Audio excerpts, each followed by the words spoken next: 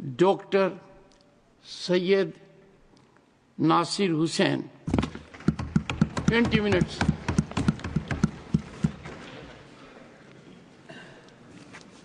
Chairman sir, मैं आभारी हूं, आपने मुझे महत्वपूर्ण बिल पे बात करने का मौका दिया और मेरी पार्टी और आप मिलके मुझे जेपीसी का सदस्य भी बनाया था। कल लोकसभा में जितनी भी बहस हो रही थी मैं बड़े गौर से सुन रहा था। हमारे ऑनरेबल मिनिस्टर किरण रिजिजू जी ने काफ़ी बातें वहाँ पे रखी, आज भी यहाँ पे रखी। कल हमारे देश के गृह मंत्री भी वहाँ पे काफ़ी बात रखी। उन्होंने कहा कि ये बिल 2025 का नहीं आता अगर 1995 का एक्ट और 2013 के अमेंडमेंट्स नहीं आते।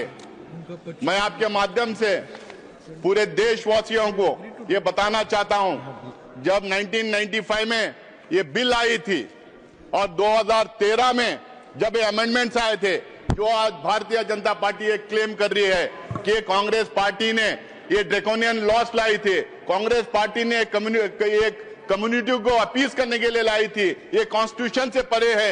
ये जो आज बड़ी बड़ी बात ये कर रहे हैं और इसका बेसिस बनाए आज के बिल का, मैं इनसे पूछना चाहता हूं कि 1995 में आप क्यों इस बिल का समर्थन किए थे? 1995 में अडवाणी साहब यहां पे थे, मुरली मनोहर जोशी जी थे, सुषमा स्वराज जी थे, अरुण जेटली जी थे, राजनाथ सिंह जी थे, सारे के सारे कंसेंसस के साथ 1995 का वक्फ बिल पास किया था। 2013 में जब ये अमेंडमेंट्स आए थे, जब भी कंसेंसस से पास किया गया था। 1995 में लोकसभा में भारतीय जनता पार्टी की तरफ से बंडारू दत्तात्रेय जी ने अपनी बात रखी थी और राज्यसभा में सिकंदर बख्श जी ने अपनी बात रखी थी। अपनी बात रखने के टाइम पे दोनों भी इस बिल का पूरा समर्थन किया था। उसके बाद में लोकसभा में भी उसके बाद में इनके 2009 के मैनिफेस्टो में भारतीय जनता पार्टी ये कहती है कि हम रहमान खान कमेटी रिपोर्ट को एग्जामिन करके हम उसको इंप्लीमेंट करने का काम करेंगे। उसी रहमान खान कमेटी के रिपोर्ट के रिकमेंडेशंस के बेसिस पे, और आज ये जो बार बार कह रहे हैं सच्चर कमेटी रिपोर्ट, जिस कमेटी के रिपोर्ट को इन टोटो इन्होंने खारिज किया था, उनके खिलाफ क्या क्या इन्होंने नहीं कहा था, उस कमेटी के रिपोर्ट के खिलाफ इन्होंने क्या क्या नहीं किया था। हम लोगों ने रहमान खान कमेटी रिपोर्ट और सच्चर कमेटी की रिपोर्ट के आधार पर जब 2013 में अमेंडमेंट्स लाए थे, उस टाइम पे इनके तरफ से लोकसभा में शाहनवाज हुसैन जी, राज्यसभा में मुख्तार अब्बास नकवी जी अपनी बात रखते हुए उन 2013 के अमेंडमेंट को पूरी तरह से सपोर्ट किया था। मैं इन लोगों से पूछना चाहता हूं, अगर ये ड्रैकोनियन लॉ था, अगर ये किसी एक कम्युनिटी को अपीज करने का मामला था, अगर ये कॉन्स्टिट्यूशन के परे थे, तो आपने क्यों सपोर्ट किया था? क्यों कंसेंसस के साथ आपने ये बिल पास करने दिया था? आप 2013 के बाद सर 2014 में ये लोग सरकार में आ गए। 2014 से 2024 तक इनको समझ में नहीं आया कि ये ड्रैकोनियन लॉ है। इनको ये समझ में नहीं आया कि कम्युनिटी को अपीज करने के लिए लाया गया है। 2024 में फिर ये बिल इनको 2024 में इनको याद आ गया, वक्फ बोर्ड ड्रैकोनियन लॉ है, कम्युनिटी को अपीज कर रहे हैं। 2024 में याद आया। क्यों 2024 में याद आया? 10 साल क्यों आपको याद नहीं आया? 2024 में इसलिए याद आया क्योंकि 400 का नारा इनको दिए थे, 240 में निपट गए थे। इनको बिल्कुल मेजॉरिटी नहीं मिली थी। इनको अब समझ में नहीं आ रहा कैसे अपना वोट बैंक बढ़ाएं। इनको यह समझ में नहीं आ रहा कौन सा मुद्दा उछालें, तो इन्होंने वक्फ बोर्ड को लेके आया, इस एक्ट को लेके आके कम्युनल पोलराइजेशन करने का काम कर रहे हैं। आप कह रहे हैं कि हम अपीज कर रहे हैं, आप पोलराइज करना चाह रहे हैं। पूरे देश को, पूरी दुनिया को पता है पोलराइजेशन देश में होता है तो किसका फायदा होता है करके। कौन पोलराइज करता है, कौन धर्म की राजनीति करता है, कौन किसी एक कम्युनिटी को विलन बना के उसके खिलाफ में एक नैरेटिव बिल्डअप करने का काम करता है। और ये पूरी बिल मैं दावे के साथ कह सकता हूं और पूरे में तत्व के साथ, लॉजिक के साथ यहां पे अपनी बात रखूंगा, ये बिल टोटली फॉल्सिटी पे है, ये मिस इन्फॉर्मेशन कैंपेन पे है। एक नैरेटिव बिल्डअप करने की पिछले 4 महीने से 6 महीने से कोशिश की गई है। इसमें सिर्फ ये नहीं, पूरा गोदी मीडिया लग गया इनके सपोर्ट में।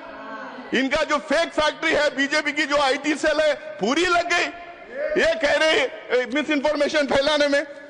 मैं इनके सारे जितने ये मैं भी जो बात किया मैं आपके सामने यहाँ टेबल पे रखता हूं सर। आप कह रहे हैं, आप रिजिजू कह रहे हैं कि हम ट्रांसपेरेंसी लाएंगे, गरीब को मदद करेंगे, हम वक्फ बोर्ड को ताकत देंगे, हम वक्फ बोर्ड को कुछ शक्ति देंगे। भैया आप 10 साल पावर में थे, क्या किए? आज वेबसाइट निकाल के देखेंगे, सेंट्रल वक्फ काउंसिल की जो बात कर रहे हैं, सिर्फ किरण रिजिजू का नाम नजर आएगा। काउंसिल नहीं है उसके अंदर, काउंसिल नहीं है उसके अंदर। और जो बजट अलोकेट होता था वक्फ काउंसिल के लिए, वो भी नहीं दिया गया। वहां का जो स्टाफ था उनको सैलरीज नहीं दिए गए। भारतीय जनता पार्टी के जो रूल्ड स्टेट्स हैं, कई जगह 10 साल, कई जगह 15 साल, कई जगह 20 साल से है, वहां पे स्टेट वक्फ बोर्ड कॉन्स्टिट्यूट नहीं किए गए। आप अपने शासित राज्यों में वक्फ बोर्ड का नाम नहीं लेते, वहां के वक्फ बोर्ड कॉन्स्टिट्यूट नहीं करते। आज आप कह रहे हैं गरीब मुसलमान को मदद करेंगे, आप कह रहे हैं इसमें ट्रांसपेरेंसी लाएंगे। कितना आप जो असत्यवादी देश के सामने रखेंगे और पार्लियामेंट में रखेंगे। आप हमेशा मिसलीड करने का काम किए हैं। हर एक चीज जो ये बोल रहे हैं इसमें ये सत्य से दूर है और देश को गुमराह करने के लिए, मिसलीड करने के लिए ये बातें यहां पे कर रहे हैं। सर, किरण रिजिजू जेपीसी की बात की, कल जगदम्बिका पाल साहब जेपीसी की बात की, बहुत सारे भारतीय जनता पार्टी के नेताओं ने जेपीसी की बात की। जेपीसी गठित हुई, आप लोगों ने मुझे भी सदस्य बनाया था, मौका दिया था वहां पे काम करने का। पहले जब शुरू हुआ, स्टेक होल्डर्स आने लगे, एक्सपर्ट्स आने लगे, एकेडमिशियंस आने लगे, तो उसमें 97-98% लोग आके बिल के खिलाफ बात रखे। उन्होंने तर्क दिया, उन्होंने रीजंस दिया। जब इनको पता चल गया कि बिल के फेवर में कोई आ नहीं रहा है, पूरा बिल के खिलाफ लोग आके डिपोज कर रहे हैं, आप इनको पूछिए कि 1 लाख जो है आंकड़ा दे रहे हैं, कितने लोग उसमें बिल के फेवर में, कितने बिल के खिलाफ है। आज वो सदन के पटल पर रख दें तो देश को पता चल जाएगा कितने लोग उस बिल का अपोज किया था। जब इनको पता चला तो मुझे लगता है कि पहली बार किसी जेपीसी में नॉन स्टेक होल्डर्स को बुलाया गया। नॉन स्टेक होल्डर्स जिसको वक्फ से कुछ लेना देना नहीं है, ना वो दान दे सकता है, ना उसका मेंबर बन सकता है, जिसको वक्फ के बारे में पता नहीं है, कोई नॉलेज नहीं है, और कुछ ऐसे थे एक्सट्रीमली कम्युनल स्टेटमेंट्स आके वहां पे दे रहे थे। तो ये माहौल क्रिएट करने के लिए, बिल के फेवर में सपोर्ट ड्रम अप करने के लिए जेपीसी में लोगों को बुलाया गया था। आज ये बार बार ये कह रहे हैं कि जेपीसी के रिकमेंडेशंस लाए हैं, जेपीसी के रिकमेंडेशंस लाइए। इनको पूछिए क्लॉज बाय क्लॉज उसमें डिस्कशन हुआ था, उसमें क्लॉज बाय क्लॉज डिस्कशन हुआ था। किसी भी जेपीसी का ये मिनिमम बेसिक रिक्वायरमेंट होता है कि वहां पे अमेंडमेंट्स के लिए जो भेजा गया है उसका क्लॉज बाय क्लॉज डिस्कशन होना है। मुझे लगता है कि पहली बार ये 75 years of parliamentary democracy in India में जेपीसी में क्लॉज बाय क्लॉज बिना डिस्कस किए अमेंडमेंट बुलडोज करके इन्होंने लेके आया है। वो पूरी जेपीसी के रिकमेंडेशंस नहीं थे, वो पूरी जेपीसी के रिकमेंडेशंस नहीं थे, वो एनडीए के एमपीज के रिकमेंडेशन थे, वो थोपे हुए रिकमेंडेशन थे। वहां पे अंतर ज्यादा नहीं था, 1-2 एमपीज का अंतर था। आप उठा के जेपीसी की रिपोर्ट में देख ले कितने फेवर में किए, कितने खिलाफ किए। हमारा एक भी रिकमेंडेशन उसमें लाया नहीं गया है। तो अगर वही आपको करना था, जो स्टेक होल्डर जो आए थे, जो वहां पे डिपोज किए थे इसके खिलाफ में, उनका सुझाव नहीं लेना था, अपोजिशन के एमपी का सुझाव नहीं लेना था, जेपीसी गठित ही नहीं करना था। आज जेपीसी की बात कर रहे हैं आप ऐसा कर रहे हैं, हमने इतना बड़ा दिल कर दिया, हमने जेपीसी में भेज दिया। अरे जेपीसी में भेज के किया क्या, उसको और वर्सन किया है। मैं आगे बताऊंगा कैसा कैसा इन्होंने वर्सन किया है। Please sir, I need your protection. Yes please. जब रिजू जी बात कर रहे थे, हम लोगों ने किसी ने बात नहीं किया। प्लीज बैठ करके, ये मत ना समझे कि आप बात करने तो हमारी कैपेसिटी नहीं डिस्टर्ब करने के लिए। प्लीज आप सर उनको बोलने दीजिए प्लीज। सर ये जितने अमेंडमेंट्स अब लाए हैं हमारे कॉन्स्टिट्यूशनल प्रोविजंस के खिलाफ हैं। ये 14, 25, 26, 30 को वायलेट करते हैं। ये इक्वलिटी बिफोर लॉ को वायलेट करते हैं, ये parity in laws for all sections of the people को वायलेट करते हैं। वन नेशन वन लॉ हम नहीं कहते, वन नेशन वन लॉ का नारा बार बार ये लोग देते हैं, उसको ये वायलेट करते हैं। ये यूसीसी बार बार बोलते हैं, उसको ये वायलेट करते हैं।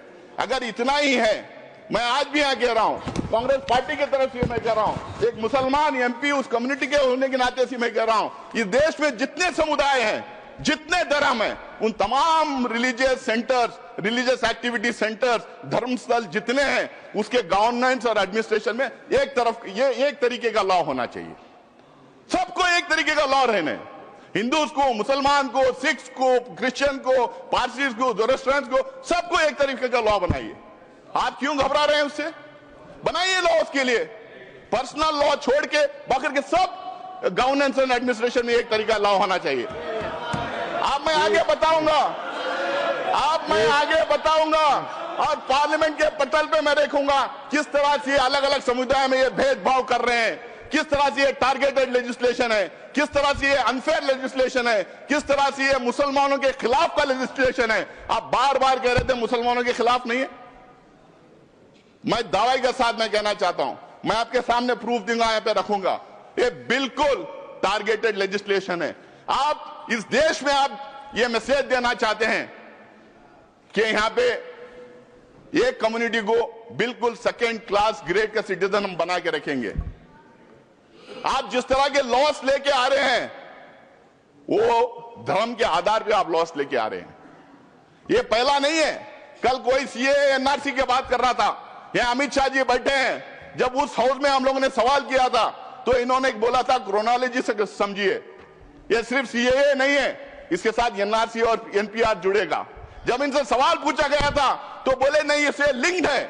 आप कह रहे हैं कि हम धर्म के आधार पे हम किसी की सिटीजनशिप छीन नहीं रहे, लेकिन धर्म के आधार पे आप सिटीजनशिप रोक रहे हैं। ये पहली बार हिंदुस्तान की कॉन्स्टिट्यूशन में ऐसा हुआ है। मुझे नहीं लगता है कि कहीं ऐसा और हो रहा होगा। उसके बाद में 1991 का सेटल्ड क्वेश्चन है sir, 1991 places of worship act का सेटल्ड क्वेश्चन है। उसमें इनके लोग हाई कोर्ट में चले जाते हैं, सुप्रीम कोर्ट में चले जाते हैं, उसके खिलाफ इनके पार्टी के ऑफिस बेयरर्स पिटीशन फाइल करते हैं 1991 प्लेसेस ऑफ वर्शिप एक्ट के खिलाफ में, और मंदिरों के नीचे मस्जिदें ढूंढने का काम करते हैं। आज अगर हमारे देश में हम खोदना शुरू कर देंगे, इतिहास में पीछे चले जाएं, तो किसके नीचे क्या क्या मिलेगा किसको पता है। हम इतिहास को खोदना नहीं चाहिए। बाकी के सारे देश आगे बढ़ने का काम कर रहे हैं, तो हमें इतिहास में जाके खोदने का काम शुरू किए हैं। यहां पे भी उसका प्रोविजन कर दिए। आज किरण रिजिजू जी आप यहां कह रहे थे, भाई हम लोगों ने, सर ये कौन है सर? आप बीच में टिप्पणी ना करें। कौन है सर ये? आप बोले इधर प्लीज। जगेश जी, सर मैं उस पर आगे आऊंगा। अभी किरण रिजिजू जी ने बताया कि वफ का मायना क्या है। सर वफ का माना दान है, it as simple as that. वफ का माना दान है। दान कोई भी किसी को भी कर सकता है। ये बार बार कह रहे थे कि 2013 में एनीबडी कैन डोनेट करके लेके आए। इनको शायद ये पता नहीं, हुजूर मोहम्मद, प्रॉफिट मोहम्मद के जमाने में गैर मुसलमानों भी दान करते थे। बहुत इंपॉर्टेंट सेंटर से जहां पे गैर मुसलमानों ने दान किया है। दान के लिए कोई रोक नहीं है, और ये दान का कॉन्सेप्ट सिर्फ हमारे धर्म में नहीं है। हम उसको वफ के नाम से कहते हैं, लेकिन दान का कॉन्सेप्ट हर मजहब में है। हिंदूज में है, सिख्स में है, क्रिश्चियंस में, दुनिया के हर मजहब में दान का कॉन्सेप्ट है।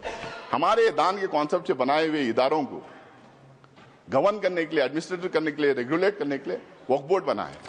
ये बात फैलाई जा रही है, क्यों सिर्फ मुसलमानों को वक्फ बोर्ड चाहिए, क्यों हमारा बोर्ड नहीं चाहिए, क्यों सनातन बोर्ड नहीं चाहिए।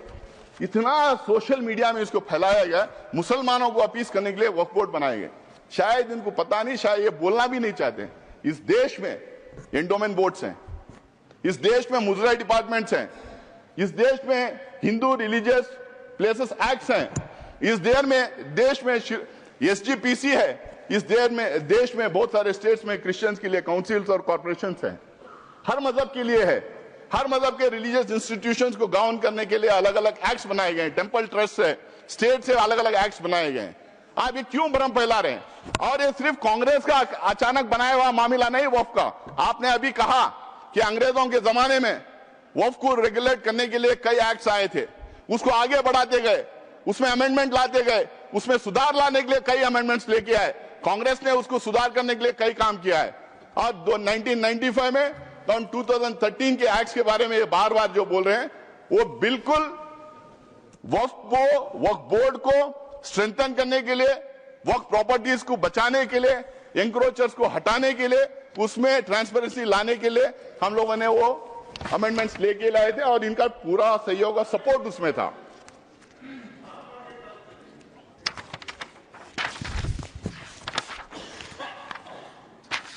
सर, इसमें बार बार ये कहा जा रहा, आज भी ये कह रहे हैं कि वक्फ बोर्ड, ये सबसे बड़ा एलिगेशन वक्फ बोर्ड के खिलाफ है सर, और ये सबसे बड़ा मिस इन्फॉर्मेशन फैलाया गया। आज भी यहां पे बोल रहे थे कि वक्फ बोर्ड कोई भी जमीन को अपनी जमीन डिक्लेयर कर सकती है। क्या हिंदुस्तान में लॉ नहीं है? क्या रेवेन्यू रूल्स नहीं है? क्या प्रॉपर्टी रूल्स नहीं? मतलब कहीं पे भी हम टवल डाल दें और हमारी बना लें?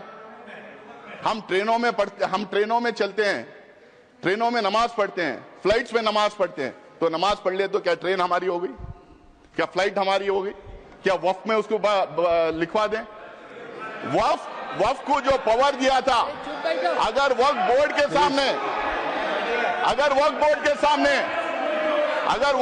सामने कोई कंप्लेंट आता है, वक्फ बोर्ड के सामने कोई कंप्लेंट आता है, तो वक्फ बोर्ड उसकी तहकीकात करती है, उसकी इंक्वायरी करती है, उसके लिए सेट रूल्स हैं। शायद किरण रिजिजू जी को ये बात पता नहीं कि हर स्टेट उस इंक्वायरी कैसा कराया जाए, हर स्टेट के रूल्स अलग बने हुए हैं।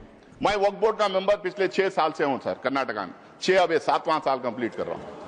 तो वहां पे ये पूरा इंक्वायरी तो बोले प्लीज। पूरा इंक्वायरी होने के बाद में सर्वे कमिश्नर उसको सर्वे करता है, कलेक्टर उसको चेक करता है, फिर उसके बाद में स्टेट गवर्नमेंट को जाता है, स्टेट गवर्नमेंट उसको वेरीफाई करती है, उसके बाद में वक्फ गेजेट उसके बाद में सरकार उसको गेजेट करती है। उसके बावजूद भी अगर कोई संतुष्ट नहीं है तो ट्राइब्यूनल में जा सकता है। अगर वहां भी कोई अगर वहां भी उसके खिलाफ अगर डिसीजन जजमेंट आता है, अगर वहां पे वो कन्विंस नहीं है तो वो कोर्ट में जा सकता है। आज ये कह रहे हैं कि कोर्ट में रिव्यू नहीं कर सकते, कोर्ट में बिल्कुल रिव्यू कर सकते हैं।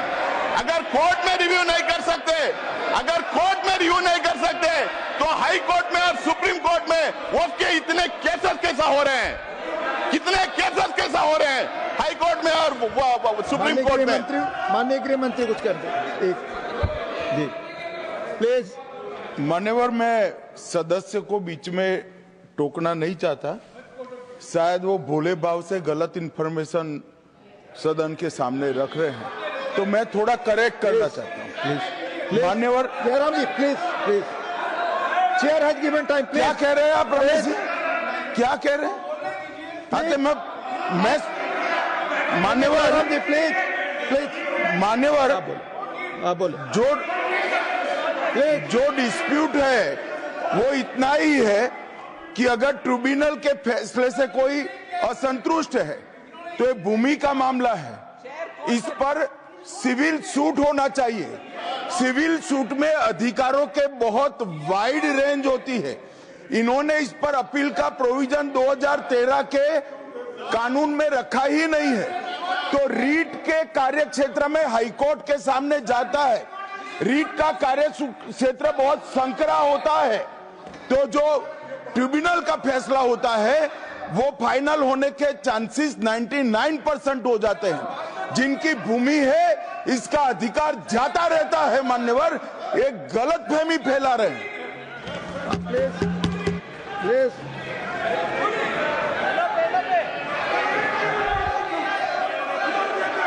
आप ही को दे रहे हैं, आप सुनते नहीं सर। आप ही को कह रहा हूं मैं।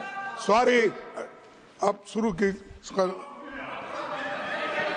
देखिए साहब, वो बात कर रहे हैं और हमने रिजू जी साहब का तो बहुत शांति के साथ सुना और रात में भी कल आपका भाषण वहां पर भी टीवी में पूरा सुना।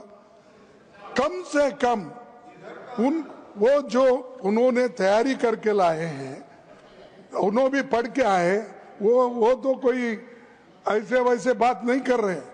इसके ऊपर गंभीरता से अध्ययन करके वो आए हैं, उनका फ्लो बीच में चले जाता, विचार चले जाता। तो इसलिए मैं आपसे कृपा करके विनती करता हूं, उधर के लोगों को टोकना बंद करने के लिए कहो। जो कुछ कहना है वो अपनी बात उत्तर में कहे, मैं यही चाहता हूं। अब उनको कंट्रोल करिए। Doctor Syed Naseer Hussain, please please. Sir, tribunal के बारे में इन्होंने कहा, रिजू जी ने, कि 2 थे, उन्होंने 1 बढ़ा दिया। 2013 में भी 3 ही थे, 2013 में भी 3 ही थे, 2013 में भी इस्लामिक स्कॉलर डोमेन एक्सपर्ट थे। बल्कि इन्होंने अभी कर दिया कि रिटायरिंग या सर्विंग, पहले हम लोगों ने सर्विंग जज को रखते थे। भ्रम में फैलाया जा रहा था कि वक्फ का ट्रिब्यूनल है, वक्फ कॉन्स्टिट्यूट करती है, लेकिन स्टेट गवर्नमेंट कॉन्स्टिट्यूट करता है, वक्फ बोर्ड नहीं कॉन्स्टिट्यूट करती है। ये भ्रम फैलाया जा रहा है। सर, इन्होंने एक नया प्रोविजन लाया, बोला कि सिर्फ मुसलमान दान कर सकता है, और दूसरी बात इन्होंने बोला कि 5 साल का प्रैक्टिसिंग होना। अब ये तो था पहले, जेपीसी को जाके आने के बाद अब ये कह रहे हैं कि उसको डेमोन्स्ट्रेट करना चाहिए। पहले तो प्रधानमंत्री कहते थे कि हम कपड़ों से पहचान लेते हैं, आप कैसा पहचानेंगे, हम कैसा डेमोन्स्ट्रेट करेंगे, कौन से कपड़े पहनना पड़ेगा, मैं टोपी पहन के जाऊं या दाढ़ी लगा के जाऊं, या कोई मेरे घर में सीसीटीवी कैमरा लगा के देखेगा मैं नमाज पढ़ रहा हूं या नहीं पढ़ रहा हूं, मस्जिदों में सीसीटीवी कैमरा लगाएगा, या और कोई तरीका होगा कि 5 साल प्रैक्टिसिंग मुस्लिम है या नहीं पता करने के लिए, या नहीं कोई। रिजू जी से मैं पूछना चाह रहा हूं, क्या एक दूसरा डिपार्टमेंट खोलेंगे कि ये आइडेंटिफाई करने के लिए प्रैक्टिसिंग मुस्लिम है या नहीं, और वो जो सर्टिफिकेट देंगे उस पे भी मोदी जी का ठप्पा रहेगा कि ये मुसलमान है या नहीं करके बोल के। हाँ, मोदी जी की फोटो भी लगा देंगे उस सर्टिफिकेट पे। Sir, Waqf by user, sir Waqf by user की बात, तो सबसे बड़ा मार जो इस बिल में ला रहे हैं वक्फ बाय यूजर, क्यों ये ला रहे हैं सबको पता है। इनकी सारी की सारी जो है निगाह संपत्ति पे है, जमीन पे है, लैंड पे है, धारावी पे में किसको दिया है उन्होंने, करोड़ों के भाव पे किसको दिया। कल मैं टीवी डिबेट पे था, एक जेपीसी की मेंबर थी इनकी मेरे साथ में, वो कह रही थी कि हम लैंड मोनेटाइज करेंगे। तो समझ में आ गया, मोनेटाइज करके किसको देंगे। तो वक्फ बाय यूजर का मतलब क्या है सर। इस देश में, हमारा देश प्राचीन देश है, इस देश में अलग अलग टाइम अलग अलग धर्म के स्थल बने हुए, हमारे देश में इतने किंगडम्स थे, राष्ट्रकूटा से लेके मौर्य से लेके चेरास, कदम्बास, विजयनगर एम्पायर, अशोका सम्राट का पता नहीं क्या कितने थे, बादशाहें थे, ब्रिटिश गवर्नमेंट थी। यहाँ पे सिर्फ मस्जिद मंदिर की बात, सिर्फ मस्जिद की बात नहीं सर, इस देश में बहुत खूबसूरत मंदिरें बने, जबरदस्त मॉन्यूमेंट्स हैं देखने के लायक, गुरुद्वारास हैं, चर्चेस हैं, मस्जिद हैं। अगर आप 400, 500, 600 साल पुराने इमारतों के कागज पूछेंगे, तांबे में, पीतल में जहां लिखा था, कहां से ढूंढ के लाएंगे। उसका प्रूफ सिर्फ ये है, ये हर समुदाय के लिए सही है कि those properties, those institutions exist even today and they are in long usage. That is the proof of that being in waqf. There is waqf by user, there is temple by user, there is gurudwara by user, there is church by user, there is mata by user, there are so many religious institutions by user. किसका proof मांगेंगे। जब हमने बोला तो ये बोले कि हम प्रोस्पेक्टिवली अब ये करेंगे, रेट्रोस्पेक्टिवली नहीं देखेंगे। भाई जो रजिस्टर्ड नहीं है वक्फ बाय यूजर, अगर 200-300 साल पुरानी है तो उसको कैसा मानेंगे आप ये कह रहे हैं कि और दूसरा उसमें ये बोल रहे हैं कि डिस्प्यूटेड है। तो मैं प्लेसेस ऑफ वर्शिप टैग की बात कर रहा था, अगर डिस्प्यूटेड है, गवर्नमेंट है, तो फिर हम नहीं करेंगे।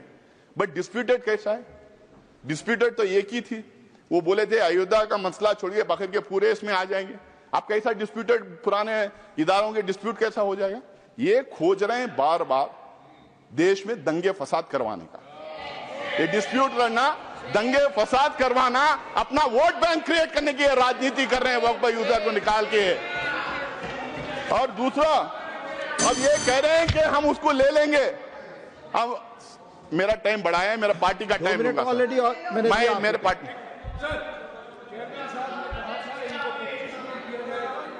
पार्टी का समय बाकी है, इनको 25 मिनट दीजिएगा। और उससे ज्यादा साहब ने कहा था।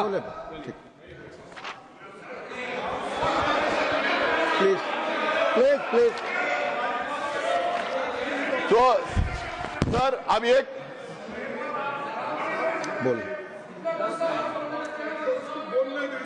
25 मिनट क्या 30 मिनट? समय यहाँ 20 मिनट लिखा हुआ है। देखो साहब, मैं 20 मिनट के रात बाद के कृपया समय देखिए। मैं ऑलरेडी माननीय एलओपी ऑलरेडी बोलने से अतिरिक्त समय दिया मैंने। प्लीज आप मैं ले रहा हूं सर। आप बोल सर दूसरा, सर आप ये कह रहे हैं कि वक्फ यूजर ऐसा ही रहेगा जो रजिस्टर्ड है, और दूसरी तरफ कह रहे हैं कि पोर्टल हम नया ला रहे हैं और उस पोर्टल में हर एक वक्फ को फिर दोबारा रजिस्टर करना पड़ेगा। भाई वक्फ यूजर वो रजिस्टर्ड हो गया था, सीधा उठा के डाल लीजिए उसमें, आप फिर दोबारा उनको क्यों रजिस्ट्रेशन करें? आप चाह रहे हैं कि फिर वो दोबारा पेपर उससे मांगे, आप पेपर ना दें, फिर आपके लोग जाके दंगा फसाद करें और आपका वोट बैंक बढ़ता रहे। ये आपका वो है। सर तीसरा, ढांचे की बात कर रहा हूं मैं।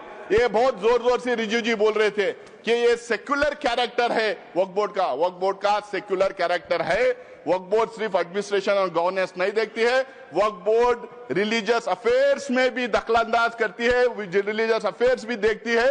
अगर आपको इतना ही है, अगर आप कह रहे हैं, अगर मैं आपकी बात भी मान लो, तो मैं आपसे पूछना चाहता हूं, क्या हिंदू रिलीजियस एक्ट के तहत जो इंस्टीट्यूशंस बने, एंडोमेंट एक्ट, मुजराई department, places of Hindu religious places act, SGPC और अलग अलग समुदाय के जो इदारे जो बने हैं, क्या उसमें एक मुसलमान, एक सिख, एक बुद्धिस्ट, एक जैन को आप रखेंगे? क्या मुझे रखेंगे आप उसमें? आप मुझे रखेंगे आप उसमें?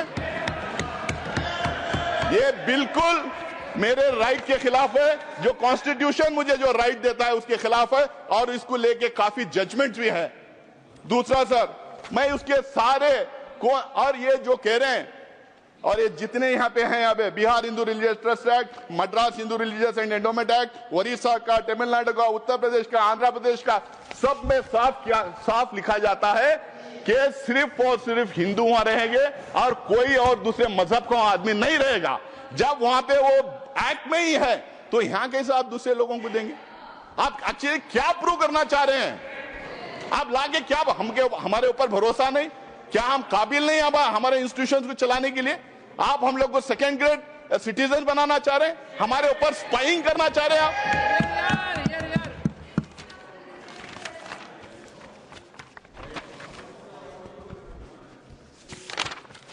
सर सीईओ को लाने की बात थी कि मुस्लिम सीईओ नहीं रहेगा, दूसरा आएगा। वहां पे भी मैं तमिलनाडु, तेलंगाना, आंध्र प्रदेश के मैं एक्ट बताता हूं, वहां पे भी यह कहा गया कि sir finally, sir please finally नहीं, मैं थोड़ा टाइम लूंगा, खत्म करें। नहीं फाइनली अब 25 मिनट हो गए sir. Finally sir, finally please do not take sir, नहीं फाइनली 3-4 इश्यूज के बारे में बोलूंगा सर। रिजू जी कल भी बोले, आज भी बोले, 123 प्रॉपर्टीज को लेके भ्रम फैलाया जा रहा है। ये सारे के सारे 123 प्रॉपर्टीज आके या तो दरगाह है, या तो मस्जिद है, या तो कब्रिस्तान है, या तो ईदगाह है। ये झूठ है। ऑथेंटिकेट करो, ऑथेंटिकेट करो, उसकी लिस्ट में आपको देना चाह रहे हो। ऑल 120 और इसको आपकी बात Jairam ji, Jairam ji, another 5 minute, another 5 minute, Radha Mohan Das Agrawal. नहीं आपकी बात माननीय, जो भी असंसदीय शब्द अगर आप इस्तेमाल करेंगे वो रिकॉर्ड में नहीं होगा। Please please